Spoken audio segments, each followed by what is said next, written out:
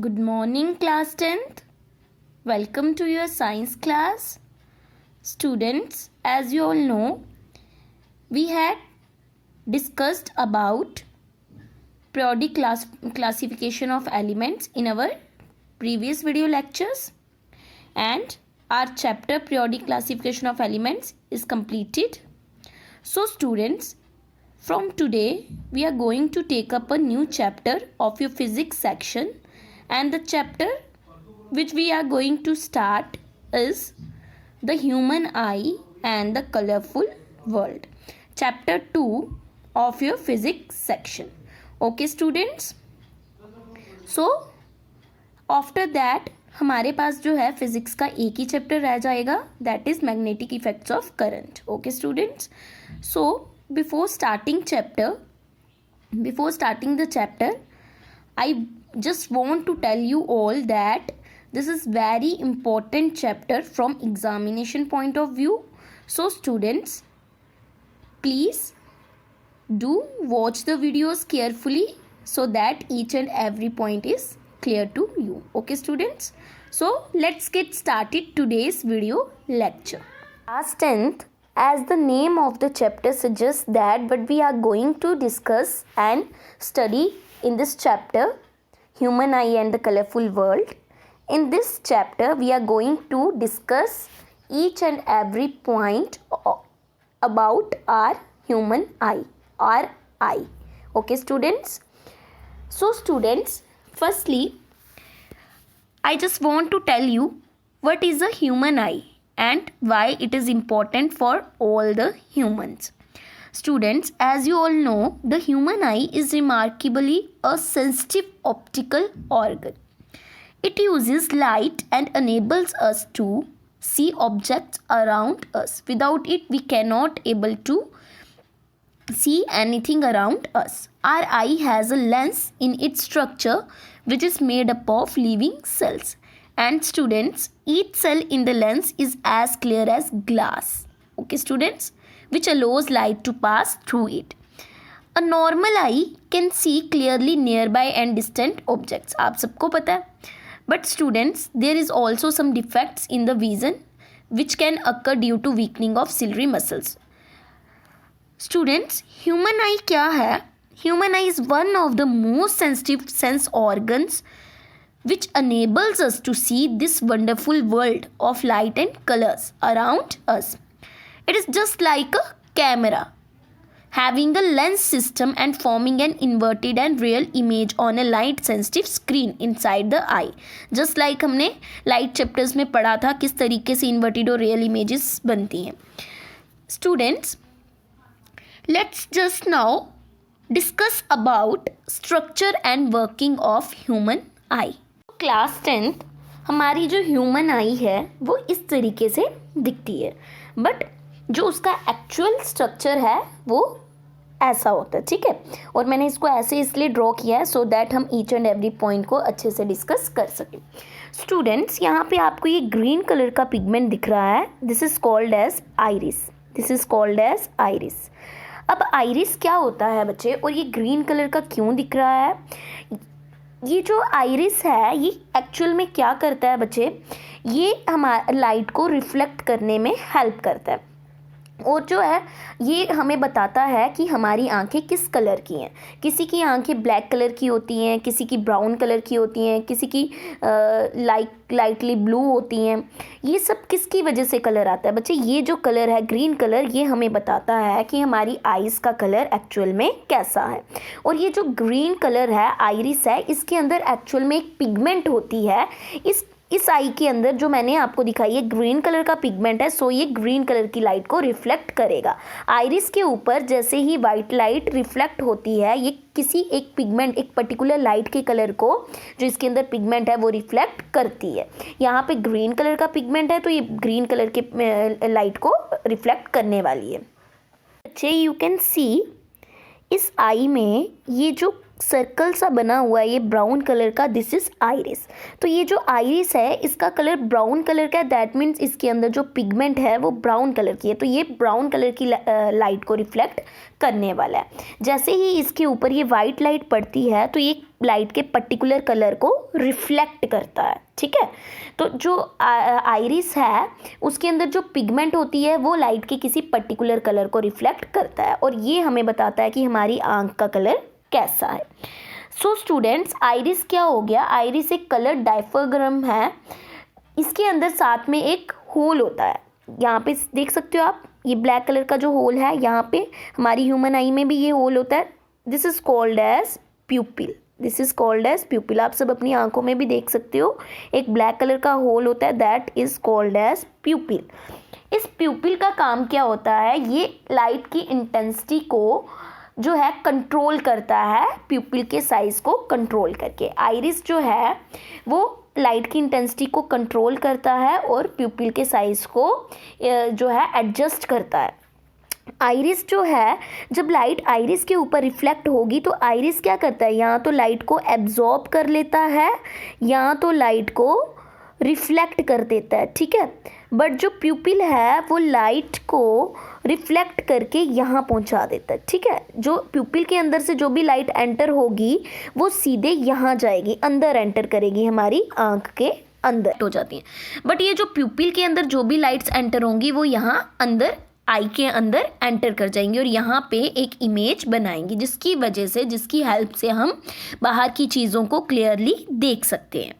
Students, ये जो iris है आप इसको बोल सकते हो कि ये एक विंडो की तरह एक्ट करता है प्यूपिल के लिए, क्योंकि बच्चे जब दिन का टाइम होता है तो जो है रोशनी बहुत ज़्यादा होती है दोपहर के टाइम पे, तो उस टाइम पे हमारे अंदर जो लाइट के अंदर है बहुत सारी लाइट रेज यहाँ पे एंटर करती हैं।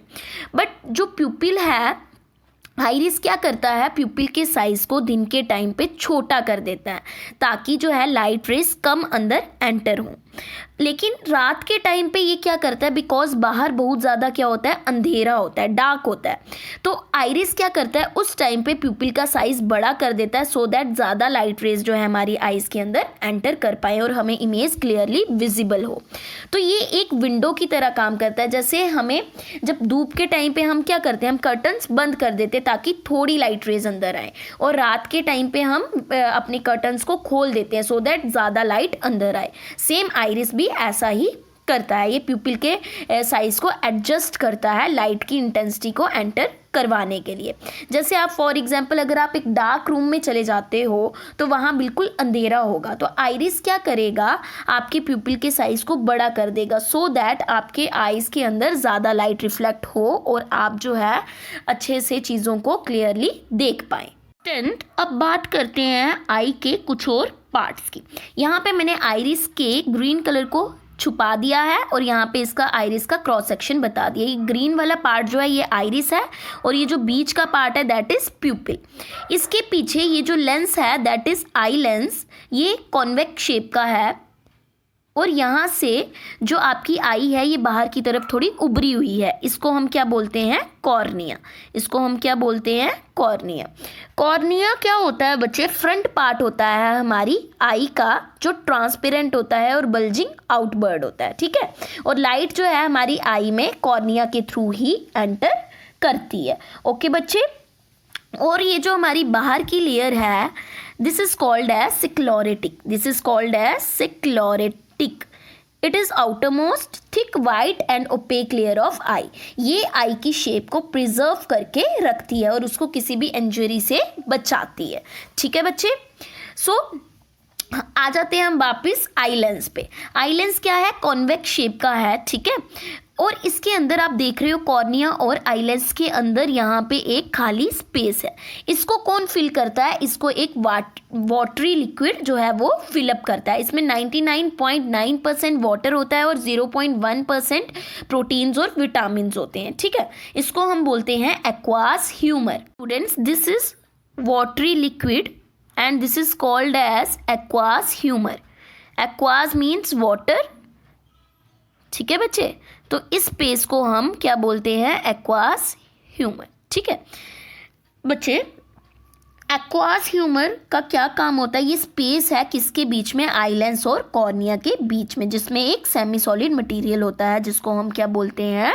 Aqueous humour. स्टूडेंट्स, ये वाटरी लिक्विड है जिसकी वजह से टोटली यहाँ पे क्या है? Change in refractive index. आप पढ़ चुके हो ना, एज कम्पेयर टू बाहर यहाँ पे क्या हो जाएगा? रिफ्रैक्टिव इंडेक्स में चेंज आएगा। तो जो हमारी मैक्सिमम लाइट है वो कॉर्निया के थ्रू प्यूपिल में एंटर करेगी यहाँ से, और ये जो आई लेंस है ये थोड़ा सा एडजस्टमेंट प्रोवाइड करता है लाइट्स को। तो यहाँ से टोटली लाइट रेज जो है रिफ्रैक्टिव इंडेक्स में चेंज होने की वजह से बेंडिंग शो करेंगी, और यहाँ पे कहीं जाके इस पॉइंट पे बैक साइड पे फोकस्ड होंगी, ठीक है, और हमें एक फोकस्ड इमेज प्रोवाइड करेंगी, ठीक है। अब ये जो लास्ट का ये बैकवर्ड जो एरिया है इसको हम क्या बोलते हैं? This is called as retina. So class 10 this is called as retina, ठीक है। रेटिना क्या हमारे लिए एक्ट करता है? एज ए स्क्रीन, बिकॉज ये यहाँ पे हमारी क्या करता है? इमेज बनाता है। रेटिना में क्या होता है? रेटिना कंटेन करता है कुछ लाइट सेंसिटिव सेल्स जो एक्चुअल में क्या करते हैं? यहाँ से जो हमारी इमेजेस हैं उनको कन्वर्ट करते हैं इलेक्ट्रिकल सिग्नल्स में। किस में कन्वर्ट करते हैं? इलेक्ट्रिकल सिग्नल्स में। रेटिना क्या है? एक पिंक कलर का लेयर है सेल की जिसको हम रेटिना बोलते हैं, और इमेज जो है ऑब्जेक्ट की वो रेटिना पे ही फॉर्म होती है। And it consist of light sensitive sales जो लाइट एनर्जी को इलेक्ट्रिकल सिग्नल्स में कन्वर्ट करके ब्रेन के पास भेजते हैं। तो जब रेटिना जो है इलेक्ट्रिक सिग्नल्स में कन्वर्ट करता है हमारी इमेजेस को, लाइट के सिग्नल्स को, तो ये जो यहाँ पे कुछ ऑप्टिक नर्व्स होती हैं जिनको हम ऑप्टिक नर्व्स बोलते हैं, ये क्या करती हैं? उन इलेक्ट्रिक सिग्नल्स को यहाँ पे हमारे ब्रेन के पास सेंड करती हैं, ब्रेन के पास ले जाती हैं, और ब्रेन जो है ये कंस्ट्रक्ट कर लेता है कि बाहर की दुनिया कैसी दिख रही है, हम क्या चीज़ देख रहे हैं, और ये इंटरप्रेट करके हमें बताता है कि एक्चुअल में जो चीज़ हमने देखी वो क्या चीज़ थी, ठीक है। क्लास 10 जैसा कि यहाँ पे आपने देखा कॉर्निया और आई लेंस के बीच में एक वाटरी लिक्विड था जिसको हमने एक्वास ह्यूमर बोला, वैसे ही आई लेंस और रेटिना के बीच में ये एक सेमी सॉलिड जो है जेली लाइक मटेरियल है जिसको हम क्या बोलते हैं? विट्रस ह्यूमर, जो ग्लासी होता है। ग्लास की तरह कठोर तो नहीं होता, हाँ, बट ग्लास की तरह ट्रांसपेरेंट होता है, ठीक है। ये क्या करता है? ये आई वॉल को, आपके आई वॉल को सपोर्ट प्रोवाइड करता है। अगर ये नहीं होता तो हमारी आई जो थी वो स्फेरिकल तो नहीं रह पाती। ये क्या करता है? प्रोवाइड करता है सपोर्ट। आपका ये जो वाटरी लिक्विड है ये हमारी आई को न्यूट्रिशन प्रोवाइड करता है, ठीक है, ये हमारी आई को न्यूट्रिशन प्रोवाइड करता है। और जो विट्रस ह्यूमर है वो हमारी आई को जो है वो क्या प्रोवाइड करता है? सपोर्ट प्रोवाइड करता है, ठीक है। और ये नर्व्स जो हैं जो हमें इलेक्ट्रिक सिग्नल्स को उठा के ब्रेन तक लेके जाती हैं, ब्रेन तक सेंड करती हैं, that is called as optic nerves. Class 10 अब बात करते हैं आई लेंस के, आई बॉल के सबसे लास्ट पार्ट की, दैट इज सिलियरी मसल्स। यहाँ पे ये जो आप फाइबर लाइक सबस्टेंस देख रहे हो दैट इज सिलियरी मसल्स। अब ये सिलियरी मसल्स का क्या काम है और ये जो है आई लेंस के साथ अटैच हैं क्यों और क्या करती हैं ये बच्चे? ये जो सिलियरी मसल्स हैं ये एक्चुअल में क्या करती हैं? हमारे आई लेंस के साइज़ को घटाती या बढ़ाती हैं, ठीक है, या उसको घटाती हैं या बढ़ाती हैं, इंक्रीज या डिक्रीज करती हैं according to the intensity of light, ray of light.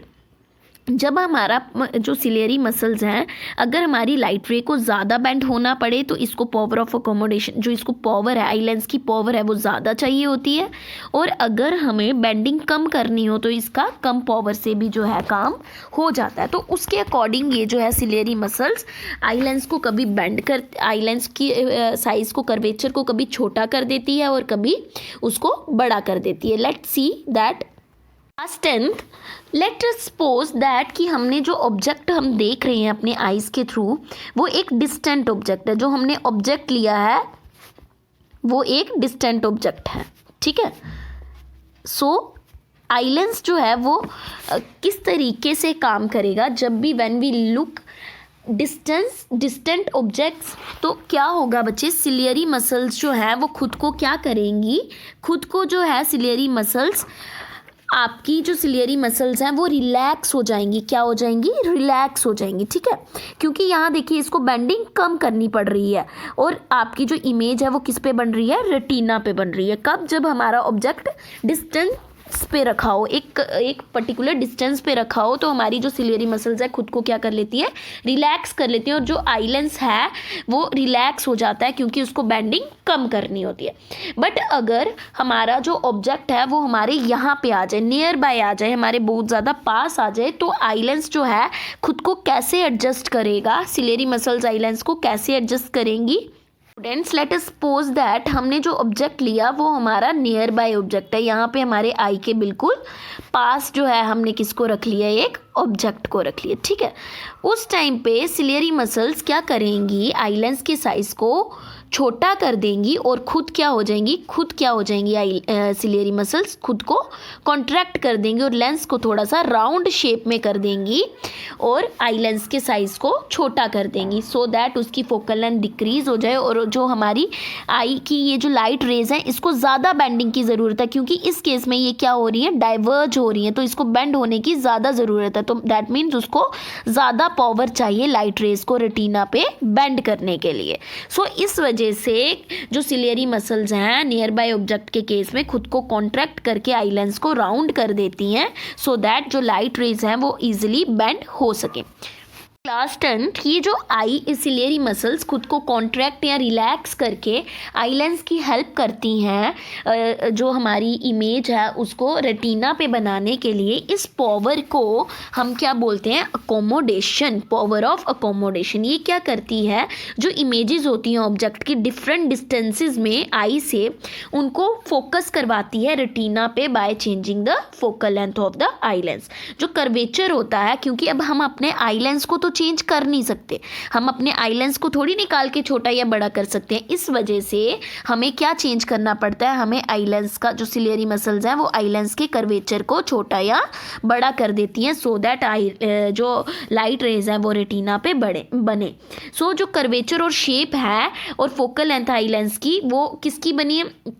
वो कि कुछ एक्सटेंट तक सिलियरी मसल्स उनको मॉडिफाई करता है। जब हम डिस्टेंट ऑब्जेक्ट्स में देखते हैं, जब हमारा ऑब्जेक्ट जो है डिस्टेंस पे रखा होता है, तो सिलियरी मसल्स क्या हो जाती है? रिलैक्स हो जाती हैं और आई लेंस को थिन कर देती हैं, जिसकी वजह से हमारी जो इमेज है वो रेटिना पे बनती है। लेकिन जब ऑब्जेक्ट जो है हमारे पास रखा होता है, सिलियरी मसल्स क्या करती हैं? खुद को कॉन्ट्रैक्ट कर लेती हैं ताकि आई लेंस जो है वो राउंडेड शेप दे और जो है हमारी फोकल लेंथ डिक्रीज हो जाए और लाइट रेज जो है वो किस पे? ऑब्जेक्ट हमारा जो इमेज है वो किस पे बनाए? रेटिना पे। सो ये जो एबिलिटी या प्रॉपर्टी है आई लेंस की अपनी फोकल लेंथ को एडजस्ट करने की, सिलियरी मसल्स जिसमें उसको हेल्प करती हैं, इस पावर को हम क्या बोलते हैं? इस पावर को हम बोलते हैं power of accommodation. Okay students, इसके बारे में हम आगे भी डिटेल में पढ़ेंगे।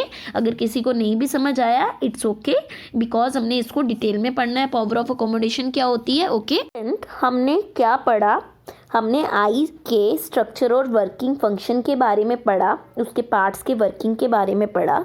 हम एक क्विक रिवीजन देते हैं कि आई में जो है लाइट एंटर किस तरीके से होती है। आईज में लाइट एंटर होती है इस उभरे हुए पार्ट से, जिसको हम बोलते हैं कॉर्निया, ठीक है। यहाँ से मैक्सिमम लाइट जो है एंटर होती है। यहाँ पे आपका एक्वास ह्यूमर है which is a watery liquid, जो रिफ्रैक्टिव इंडेक्स में चेंज होने की वजह से यहाँ पे आपकी लाइट जो है प्यूपिल से अंदर एंटर करती है। तो जो लाइट है वो एंटर करती है जब ये आई लेंस से, जिसको हम क्रिस्टलाइन लेंस भी बोलते हैं। तो ये जो लेंस है ये क्या करता है? सिलियरी मसल्स इसको हेल्प करती हैं पिupils के थ्रू। जब ये आई लेंस में एंटर करती हैं तो आई लेंस जो कॉन्वेक्स शेप में है वो हेल्प करती हैं सिलियरी मसल्स जो है उसको पावर उसकी एडजस्ट करने में, उसको अकॉर्डिंग टू लाइट की इंटेंसिटी जो है उसको छोटा या बड़ा, इंक्रीज या डिक्रीज करती हैं, रिलैक्स या कॉन्ट्रैक्ट करती हैं। और उसके बाद जो हमारी लाइट रेज हैं विट्रस ह्यूमर से पास करती हैं। विट्रस ह्यूमर क्या है? एक ग्लासी लिक्विड है जो आई बॉल के स्ट्रक्चर को सपोर्ट करता है, ठीक है। फिर ये जो है लाइट रेज जो है यहाँ पे रेटिना पे फोकस होती हैं और यहाँ पे एक इमेज बनाती हैं, जो इमेज जो है रेटिना जो है लाइट सेंसिटिव सेल्स कंटेन करता है। जैसे ही लाइट रेज इसके ऊपर पड़ती हैं वो लाइट सेंसिटिव सेल्स जो हैं, जिनको हम रॉड्स और कोन सेल्स बोलते हैं, वो एक्टिवेट हो जाते हैं और उस लाइट सिग्नल्स को इलेक्ट्रिकल सिग्नल्स में कन्वर्ट करते हैं, जो थ्रू ऑप्टिक नर्व्स जो है ब्रेन के पास जाते हैं और ब्रेन इंटरप्रेट करके हमें ये बताता है कि एक्चुअल में जो चीज़ हमने देखी वो किसकी इमेज थी। सो ये आपकी वर्किंग है आई की और ये स्ट्रक्चर है आपका आई का। सो बच्चे अब हम जो है थोड़ा सा आई, जो आपकी आई बॉल है, आई जो है आपकी ह्यूमन आई, उसकी जो लेयर्स हैं उसके बारे में डिस्कस कर लेते हैं। Last 10th layers of human आई। तो जैसा कि मैंने आपको बताया कि इसकी आउटर मोस्ट लेयर को हम क्या बोलते हैं, सिक्लोरेटिक, ठीक है, जिसको हम कभी कभी सिक्लीरा भी बोलते हैं, कुछ बुक्स में इसको सिक्लीरा भी बोला गया है, जो यहाँ से आगे से क्या है, बल्जिंग आउटवर्ड्स है। आप अपनी आंख में भी अभी भी देख सकते हो, आपका जो बीच का पार्ट होता है ब्लैक कलर वाला वो थोड़ा सा उभरा हुआ होता है बाहर को, ठीक है। जो ये स्क्लेरोटिक लेयर है ये फ्रंट से जो है बाहर को उभरी हुई होती है, जिसको हम क्या बोलते हैं, कॉर्निया। इसका बेसिकली काम क्या होता है, ये आई की शेप को प्रिजर्व करके रखती है, ठीक है। दूसरी आपकी लेयर आ गई कोराइड, ठीक है। इस लेयर को हम क्या बोलते हैं, कोराइड, ठीक है। कोराइड क्या करती है, कोराइड की लेयर जो है वो आगे जाके क्या करती है, आइरिस में बेंड इनवर्ड होती है, बेंडिंग होती है, जो आइरिस बनाती है और उसके बीच में सेंटर में क्या होता है, प्यूपिल, जो ब्लैक कलर का होल होता है। कोराइड का बेसिकली काम क्या होता है, सिक्लोरेटिक के बाद जो है वो क्या आती है हमारे पास, कोराइड, ठीक है। कोराइड क्या है, एक ब्लैक लेयर है, डार्क है, बिकॉज क्योंकि अगर ये डार्क नहीं होगी तो ये लाइट को रिसीव नहीं कर पाएगी, तो ये मैक्सिमम लाइट को क्या करती है, रिसीव करती है, एंटर करती है। सो ये ब्लैक लेयर होती है सेल की, जिसको हम क्या बोलते हैं, कोराइड, जो आगे जाके आइरिस में कन्वर्ट हो जाती है, ठीक है। ये ऑब्जॉर्ब करती है लाइट को और हेल्प करती है लाइट को जो है एब्जॉर्ब करने में हेल्प करती है, जो हमारी कौन सी लेयर है, कोराइड, ठीक है। ये हमारी मिडल लेयर होती है, ठीक है। उसके बाद नीचे हमारी आ जाती है लास्ट रेटिना। कोराइड के बाद वहाँ पे एक पिंक कलर की लेयर है, जिसको हम सेल्स की लेयर है, जिसमें लाइट सेंसिटिव सेल्स होते हैं, रॉड्स एंड कोन्स। मैंने आपको बताया अभी, जो आपके बच्चे रेटिना है उसमें large number of rods and cone cells होते हैं, जो लाइट एंटर होने पे, लाइट फॉल होने पे क्या करते हैं, एक्टिवेट हो जाते हैं और जो है उनको कन्वर्ट करते हैं लाइट सिग्नल्स को इलेक्ट्रिकल सिग्नल्स में। सो बच्चे जो रॉड सेल्स हैं वो रिस्पॉन्ड करते हैं इंटेंसिटी ऑफ लाइट को, बट जो आपके कोन सेल्स हैं वो कलर को रिस्पॉन्ड करते हैं, ठीक है। बहुत बार आपने बोला होगा कि इसको कलर ब्लाइंडनेस है, इसको कलर विजिबल नहीं होते प्रॉपर, तो दैट मीन्स उनमें जो है कोन सेल्स की जो है कमी होती है, ठीक है। तो जो रॉड सेल्स हैं वो लाइट की इंटेंसिटी को, बच्चे ये बहुत इंपॉर्टेंट है, एमसीक्यूज में आपको बहुत बार पूछा भी गया है। जो रॉड सेल्स हैं वो किसको जो है रिस्पॉन्ड करते हैं, लाइट की इंटेंसिटी को रिस्पॉन्ड करते हैं, और जो कोन सेल्स हैं वो कलर ऑफ लाइट को जो है वो क्या करते हैं, रिस्पॉन्ड करते हैं। सो बच्चे ये मैं आपको पहले भी बता दिया मैंने, जब लाइट जो है वो एंटर करती है आई में, रेटिना पे फॉल करती है, तो जो ये लाइट सेंसिटिव सेल्स है, that means rods and cone cells, वो एक्टिवेट हो जाते हैं और इलेक्ट्रिक सिग्नल्स में कन्वर्ट करते हैं लाइट सेल को, जो कहाँ पे, ऑप्टिक नर्व के थ्रू कहाँ पे सेंड किया जाता है, ब्रेन में, जो ऑप्टिक नर्व के थ्रू ब्रेन को सेंड किया जाता है और ब्रेन इंटरप्रेट करके प्रोसेस करता है उन सिग्नल्स को, और we see the objects as they are. So students, retina के पास यहाँ पे एक पोर्शन होता है जिसको हम बोलते हैं येलो स्पॉट। सो बच्चे, रेटिना के पास एक मोस्ट सेंसिटिव पोर्शन होता है जो यहाँ से थोड़ा सा बल्ज्ड आउट होता है, जिसको हम क्या बोलते हैं, yellow spot. It is also most important, इसको भी एमसीक्यूज में बहुत बार पूछा गया है, येलो स्पॉट। सो ये जो मोस्ट सेंसिटिव पोर्शन है रेटिना का, इसको हम क्या बोलते हैं, येलो स्पॉट। ये स्लाइटली रेज्ड होता है पोर्शन और इस विद अ स्लाइट डिप्रेशन, ठीक है। इसको हम जो है क्या बोलते हैं, येलो स्पॉट। मैक्सिमम जो लाइट रेज है वो इस पोर्शन पे ही फॉल करती हैं, ठीक है। ये लाइट सेंसिटिव है, ये लाइट को जो है ऑब्जॉर्ब करता है। मैक्सिमम जो लाइट रे हमारी आंखों के ऊपर, रेटिना के ऊपर, वो येलो स्पॉट पे ही फॉल करती है। उसके बाद बच्चे, ऑप्टिक नर्व्स में जब एंटर होता है पॉइंट, वहाँ पे एक totally insensitive to light point है, यहाँ पे कुछ, यहाँ पे, ठीक है, जिसको हम क्या बोलते हैं, ब्लाइंड स्पॉट। ये एक ऐसा पॉइंट है जो बेसिकली टोटली इनसेंसिटिव है लाइट के, ठीक है। और ये ऐसा पॉइंट है जहाँ पे बिल्कुल डार्क होता है, इस पॉइंट पे हमें कुछ भी नहीं दिखता, इसीलिए हम इस पॉइंट को क्या बोलते हैं, blind spot. I hope students each and every point is clear to you about human eye. आज के वीडियो लेक्चर में हमने क्या पढ़ा, हमने ह्यूमन आई की वर्किंग पढ़ी, स्ट्रक्चर पढ़ा और उसके सारे पार्ट्स को हमने डिटेल में डिस्कस किया। Students, in next video lecture हम जो है पावर ऑफ अकोमोडेशन को डिटेल में डिस्कस करेंगे और हम डिस्कस करेंगे आई का नियर पॉइंट क्या है, डिस्टेंस पॉइंट क्या है, कलर ब्लाइंडनेस क्या है, कैटरेक्ट क्या है, ठीक है। और हमारे पास अगर एक ही आइज़ होती तो क्या फ़र्क होता, हमारे पास हमारी बॉडी में दो ही आइज़ क्यों है, दो आइज़ से क्या होता है, उनके बारे में हम डिस्कस करेंगे। आई होप आपको अच्छे से क्लियर हो गया ह्यूमन आई और उसका structure. Students, if there is any doubt, any query in your mind, please students do ask me in your doubt session because this is very very important from your examination point of view. Okay students, thank you, have a nice day.